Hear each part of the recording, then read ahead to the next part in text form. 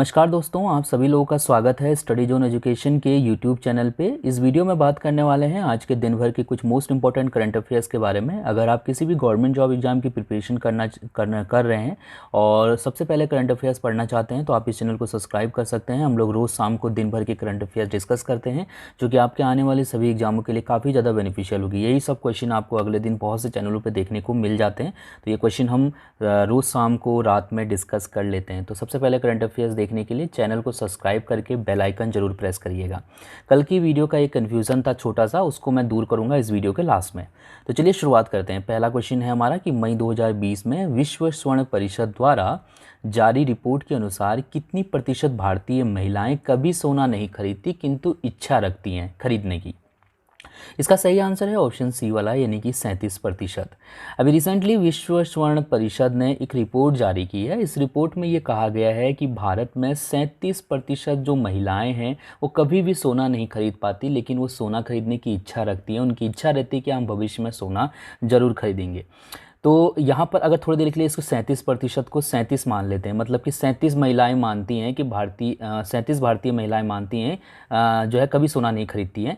तो इन 37 में से 44% जो महिलाएं होंगी वो ग्रामीण क्षेत्रों की हैं और 30% महिलाएं जो है वो शहरी क्षेत्रों की हैं। काफ़ी आसान भाषा में मैंने यहाँ पर चीज़ें आपको बताई, आपको समझ में आ रही होंगी ये चीज़, ठीक है। जो महिलाएँ सोना खरीदने की इच्छा रखती हैं लेकिन खरीद नहीं पाती, उसमें से 44% जो ग्रामीण क्षेत्र की महिलाएं हैं और 30% जो महिलाएं हैं वो शहरी क्षेत्र की हैं। क्वेश्चन नंबर सेकंड है हमारा कि हाल ही में मुस्तफ़ा हुसैन का निधन हो गया, वे प्रसिद्ध थे। मुस्तफ़ा हुसैन क्यों प्रसिद्ध थे, किस लिए प्रसिद्ध थे? तो इसका सही आंसर ऑप्शन ए वाला है, यानी कि लेखक। ये प्रसिद्ध राइटर थे उर्दू भाषा के, इसके अलावा हास्य और व्यंग्यकार भी थे ये। और अभी रिसेंटली 83 वर्ष की आयु में इनका निधन हो गया है। मुस्तफ़ा हुसैन को उर्दू का मार्क ट्वेन की उपाधि भी दी गई थी। मार्क ट्वेन भी काफ़ी फेमस जो है राइटर थे, तो इनको जो है मुस्तफ़ा हुसैन को उर्दू का मार्क ट्वेन कहा जाता है। 2007 में इनको पद्मश्री से सम्मानित किया गया था और ये सम्मान पाने वाले पहले उर्दू व्यंग्यकार थे, ठीक है। पहले उर्दू व्यंग्यकार जिनको पद्मश्री से सम्मानित किया गया था उनका नाम था मुस्तफ़ा हुसैन। 2007 में इनको ये अवार्ड मिला था। इनकी कुछ पुस्तकों के नाम मैंने यहाँ पर लिखे हैं, जिसमें से तकल्लुफ़ वर तरफ, किस्सा ए मुख्तसर, बहरहाल, आदमी नामा, चेहरा दर चेहरा, जापान चलो जापान, ये कुछ इनकी बुक थी। और बहुत से राज्यों में जो उर्दू के जो स्कूल हैं, मदरसे जिनको बोल सकते हो, वहाँ पर जो है इनके लिखी हुई कई पुस्तकें जो है पढ़ाई जाती हैं, कोर्स में शामिल की गई हैं।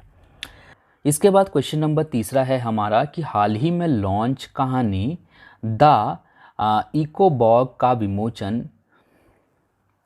इसके बाद क्वेश्चन नंबर तीसरा है हमारा कि हाल ही में लॉन्च कहानी द इकोबॉग के लेखक कौन है। इकोबॉग नामक एक कहानी अभी रिसेंटली लॉन्च हुई है, इसके लेखक हैं जेके रोलिंग, यानी कि ऑप्शन ई वाला यहाँ पर से बिल्कुल सही है। तो ये यहाँ से याद रखिएगा, ये जो कहानी है ये मुख्यतः 7 से 9 साल के बच्चों के लिए लिखी गई है। इस कहानी में 34 अलग अलग भाग हैं और इस कहानी में सत्य और सत्ता के दुरुपयोग के ऊपर जो है बात की गई, मतलब इसके ऊपर जो है पूरी कहानी आधारित है, किस तरीके से जो है सत्ता का दुरुपयोग किया जाता है और सत्य की क्या भूमिका होती है सत्ता में, वो सब चीज़ों के बारे में इस कहानी में लिखा गया। जेके रोलिंग की ये कहानी है जिन्होंने हैरी पॉटर जो कहानी है वो लिखी थी, ठीक है।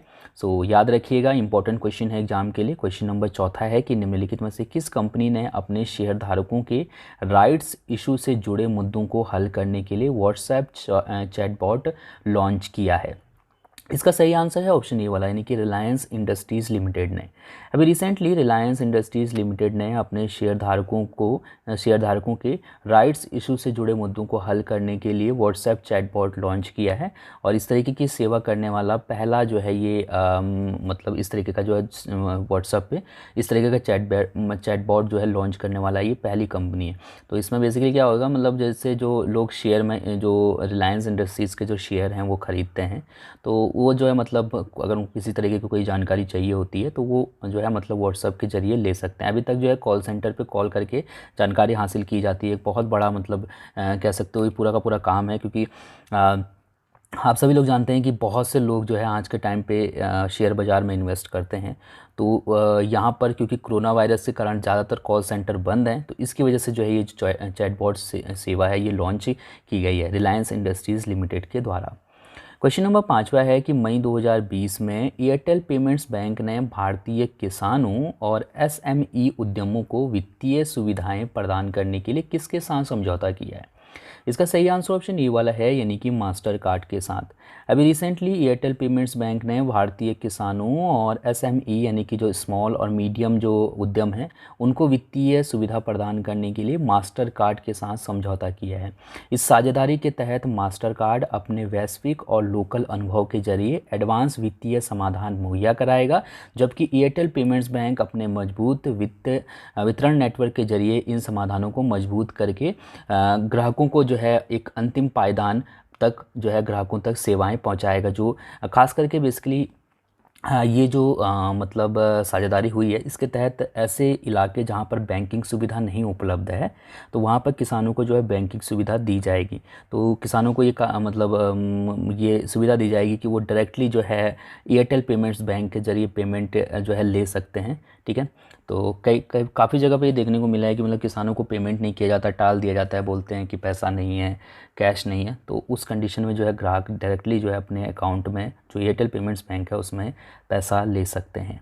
एयरटेल पेमेंट्स बैंक की स्थापना 2007 में हुई थी। इसका मुख्यालय नई दिल्ली में है। एमडी और सीईओ हैं इसके अनुव्रत विश्वास। मास्टर कार्ड की अगर हम बात करते हैं तो मास्टर कार्ड की स्थापना 1967 में हुई थी।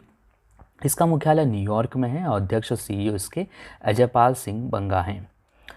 क्वेश्चन नंबर 6 है हमारा कि मई 2020 में पूर्व फुटबॉल खिलाड़ी आर सनमुगम का निधन हो गया। वे किस राज्य से थे? आर सनमुगम जो है वो कौन से राज्य से थे? तो इसका सही आंसर ऑप्शन सी वाला है, यानी कि तमिलनाडु से। तमिलनाडु के पूर्व फुटबॉलर थे ये और 77 वर्ष की आयु में इनका निधन हो गया है। वैसे इनका जन्म 1943 में म्यांमार में हुआ था, जिसको कि बर्मा बोला जाता था तब, और 1966-67 में इन्होंने जो म्यांमार की जूनियर और सीनियर राष्ट्रीय टीम है उसका प्रतिनिधित्व भी किया था। इसके अलावा ये संतोष ट्रॉफी में तमिलनाडु और भारतीय रेलवे और साथ ही साथ आईसीएफ को जो है इन्होंने कोचिंग दी थी। एज अ कोच जो है इन्होंने काम किया था। इसके अलावा ये तमिलनाडु और रेलवे के लिए चयनकर्ता के तौर पे भी इन्होंने काम किया था। ठीक है, तो अभी रिसेंटली इनका निधन हो गया, आर सनमुगम। तो हो सकता है आपसे एग्जाम में पूछा जाए कि आर सनमुगम का संबंध कौन से खेल से है, तो आपको क्या याद रखना है? फुटबॉल से। क्वेश्चन नंबर 7वां है कि निम्नलिखित में से किस संस्थान ने कारों में स्टील एल्यूमिनियम को बदलने के लिए हल्के वजन की मिश्र धातु तैयार करने के लिए नॉर्थ टेक्सास यूनिवर्सिटी और यूनाइटेड स्टेट आर्मी लैब के साथ साझेदारी की है? इसका सही आंसर है ऑप्शन बी वाला, यानी कि आईआईटी मद्रास। अभी रिसेंटली आईआईटी मद्रास ने जो हमारी जो कारें हैं जिसमें सामान्यतः स्टील और एल्यूमिनियम का उपयोग किया जाता है, तो स्टील और एल्यूमिनियम का एक तरीके से कह सकते हैं उसके बदले में कोई ऐसी मिश्र धातु तैयार करने के लिए समझौता किया है जिस मिश्र धातु को बहुत आसान तरीके से बनाया जा सकता है, काफ़ी हल्का हो, इसके अलावा जो कार है वो काफ़ी मजबूत हो जाए और जो उसका एवरेज वगैरह है वो भी बढ़ जाए।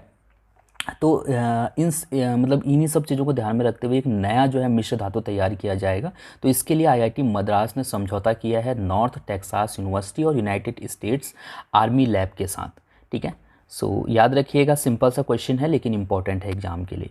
क्वेश्चन नंबर 8वां है कि मई 2020 में फिच रेटिंग एजेंसी ने वित्त वर्ष 2021 में भारत की जीडीपी कितने प्रतिशत तक गिरने का अनुमान लगाया है? इसका सही आंसर है ऑप्शन डी वाला, यानी कि 5%। आने वाला टाइम भारत के लिए काफ़ी मुश्किल भरा होने वाला है, ऐसे भारत के लिए क्या पूरी दुनिया के लिए ही, क्योंकि जितनी भी रेटिंग एजेंसीज़ हैं और हम लोग अगर खुद भी एक बार विचार करें तो आने वाले टाइम में जो हमारी जो जीडीपी ग्रोथ दर रहेगी वो काफ़ी स्लो रहेगी। तो इतनी मंदी आएगी आने वाले टाइम में कि मानिए ना मानिए लेकिन जॉब को लेकर जो है काफ़ी ज़्यादा जो है लोगों को स्ट्रगल करना होगा। कई लोग की जॉब जाएंगी और कई सेक्टर तो ऐसे होंगे जो बंद भी हो जाएंगे, मतलब कई कंपनियाँ ऐसी होंगी जो बंद भी हो जाएंगी। मैं न्यूज़ में पढ़ रहा था आज कि तमिलनाडु में कई ऐसे रेस्टोरेंट हैं जो कि बिकने की कगार पे पहुंच चुके हैं, वो खुद को बेचना चाहते हैं। इसी तरह से बेंगलुरु में कई ऐसे मतलब रेस्टोरेंट वगैरह हैं कोई उन इलाकों में, बेंगलुरु में, चेन्नई में। तो ये मतलब काफ़ी स्थिति जो है काफ़ी गंभीर है। तो इसी चीज़ को जो है फिच रेटिंग एजेंसी ने कहा है कि जो वित्त वर्ष रहेगा हमारा 2021 वाला, उसमें भारत की जो जीडीपी रहेगी वो 5% रहेगी, यानी कह सकते हो आपकी माइनस में जो है भारत की जीडीपी जा रही है। इससे पहले फिच ने अप्रैल 2020 में ये कहा था कि भारत की जो जीडीपी ग्रोथ रेट रहेगी वो 0.8% रहेगी, तो अब इसको जो है माइनस में कर दिया है। और मैंने क्रिशिल के बारे में आपको बताया था कल, क्रिशिल ने भी भारत की जो जीडीपी की जो ग्रोथ रेट है वो 5% का जो है यहाँ पर गिरावट का अनुमान इसमें लगाया है। तो ये कुछ पॉइंट हैं जो आपको याद रखने होंगे। क्वेश्चन नंबर 9 है हमारा कि मई 2020 में सेबी ने NHAI पर कितने लाख रुपए का जुर्माना लगाया है।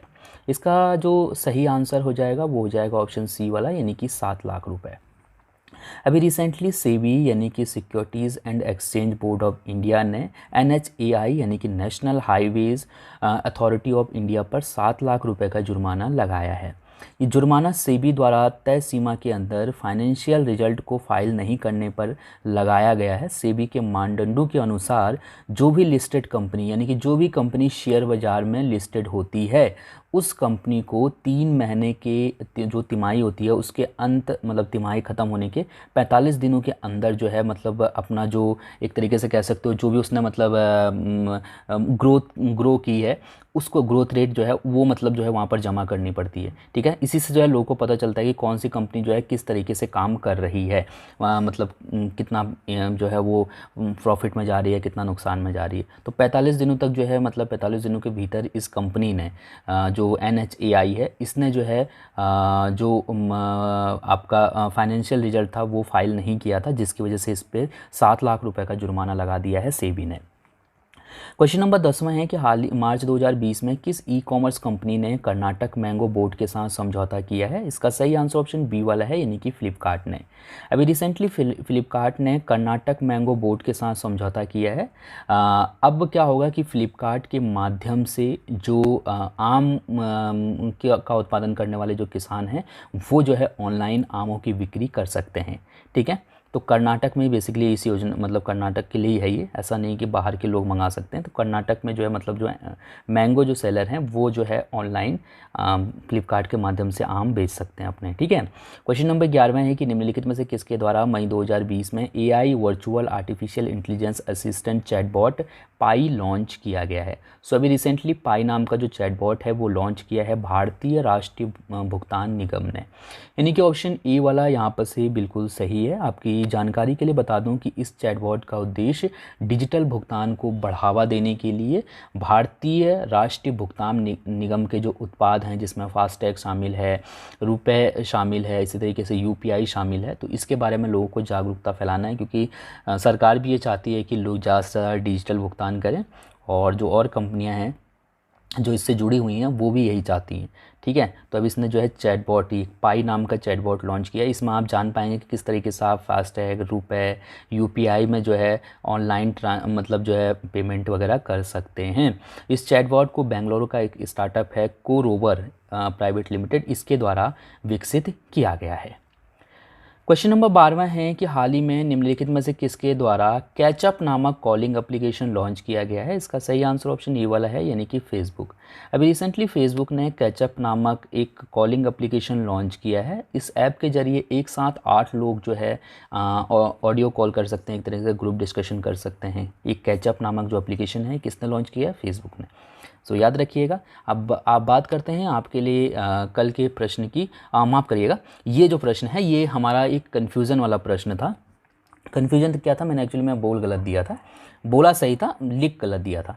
मैंने 12वां क्वेश्चन था जिसमें मैंने क्वेश्चन था कि निम्नलिखित में से किस देश ने पाकिस्तान को महामारी से निपटने के लिए $60 लाख देने की घोषणा की है। तो मैंने बोला था अमेरिका ने दी है, तो ये भी सही बोला था, लेकिन ये यहाँ पर पॉइंट गलत हो गया था, ये भारत ने घोषणा की है। मैंने ध्यान नहीं दिया क्योंकि मैं ऑलरेडी इतने सारे आर्टिकल पढ़ता हूँ, मेरे को याद ही हो जाता पूरा का पूरा स्टेटमेंट। तो ये याद रखिएगा, यहाँ पर भारत नहीं, यहाँ अमेरिका है। ठीक है, अमेरिका ने पाकिस्तान को महामारी से निपटने के लिए $60 लाख देने की घोषणा की है। तो ये आपको यहाँ से ध्यान रखना होगा। ठीक है, मैंने जो है बोला सही था, ये गलत यहाँ पर लिख गया था, भारत, अमेरिका की जगह भारत लिख दिया था मैंने। अब बात करते हैं आपके लिए कल के प्रश्न की। इस प्रश्न का उत्तर आपको कमेंट करके देना था और आप में से मैक्सिमम लोगों ने आंसर दिया भी था, और जिन लोगों ने नहीं दिया था उन लोगों से मैं रिक्वेस्ट करना चाहता हूं कि सभी लोग अपना आंसर ज़रूर दिया करिए। आपसे पूछा गया था कि कौन से बैंक ने वीडियो केवाईसी के द्वारा सेविंग अकाउंट खोलने की सुविधा देने की मतलब शुरुआत की है। पहला बैंक है भारत का जो कि वीडियो केवाईसी के द्वारा सेविंग अकाउंट खोलने की सुविधा दे रहा है। तो इसका जो सही आंसर था वो था ऑप्शन बी वाला, यानी कि कोटक महिंद्रा बैंक। और लगभग सभी लोगों ने इसका आंसर सही दिया था। अब बात करते हैं आपके लिए आज के प्रश्न की, और इस प्रश्न का उत्तर कमेंट करके बताइएगा। आपके लिए प्रश्न है कि किस संस्थान के अनुसंधानकर्ताओं ने अल्जाइमर की वजह से थोड़े समय के लिए जाने वाली याददाश्त को रोकने या कम करने के लिए नए तरीके विकसित करने का दावा किया है। सो इसका आंसर भी आप कमेंट करके बता सकते हैं। साथ में मुझे बताइए कि आपको ये वीडियो कैसी लगी। थैंक यू सो मच इस वीडियो को देखने के लिए। आपका दिन शुभ हो। धन्यवाद।